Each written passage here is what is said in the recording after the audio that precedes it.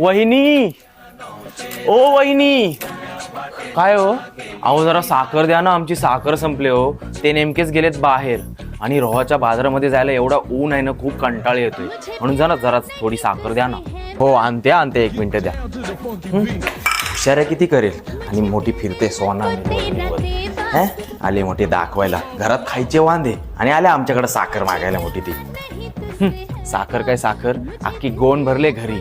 तिचे जळवायला चालले मी मुद्दाम. माझी गंतर बघून जरा तिची आग होते, मज्जा वाटते मला. पण मला तर वाटते तिचे ते दागिने सगळे खोटे आहेत. तर इथं कशाला आलेस ते आमच्याकडे साखर मागायला? काहीतरी वाटलेला झोल आहे हिचा. आता नुसती आग होत असेल तिच्या आतमध्ये माझी गंतन बघून. हे घ्या वहिनी. थँक्यू वहिनी.